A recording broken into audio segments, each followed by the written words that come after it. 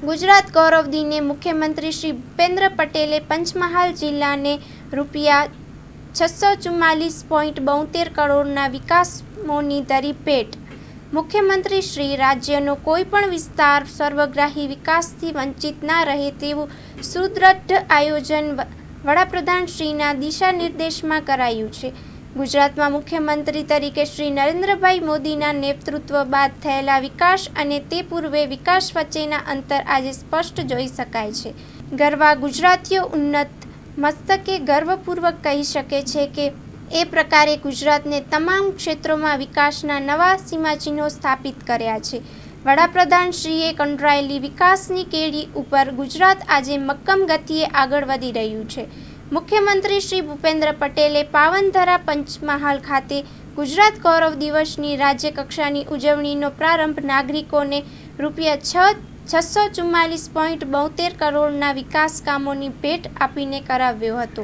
મુખ્યમંત્રીશ્રીએ ગુજરાતના વિકાસના 2001 પહેલા અને તે પછીના એમ બે કાલખંડોનો સ્પષ્ટ નિર્દેશ કરી ભેદરેખા આલેખી હતી.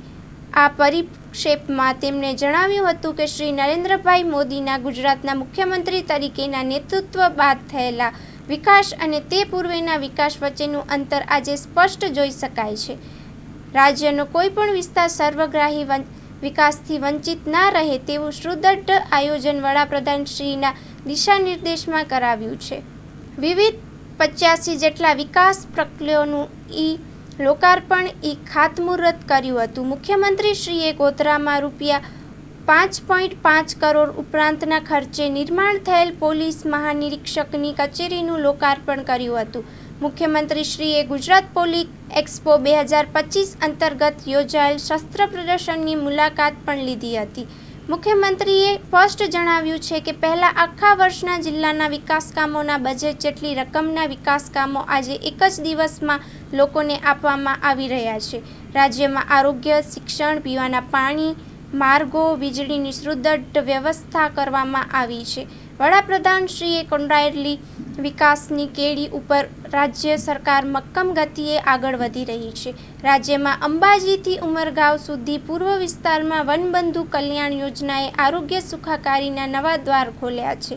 તેમ જણાવતા મુખ્યમંત્રી શ્રી ભૂપેન્દ્ર પટેલે ઉમેર્યું કે આદિવાસી વિસ્તારો, દૂર દરાજના ગામડાઓમાં અસરકારક આરોગ્ય સેવાઓ પહોંચાડવામાં આવી છે.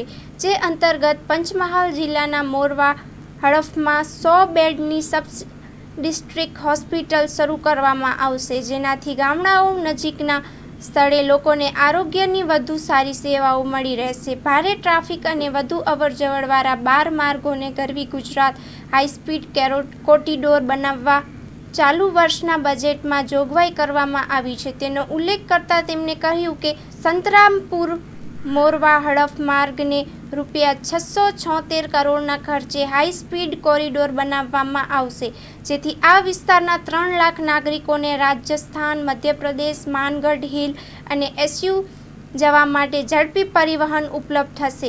કાલોલ બાયપાસને 4 માર્ગીય કરવા ₹110 કરોડ મંજૂર કરવામાં આવ્યા છે.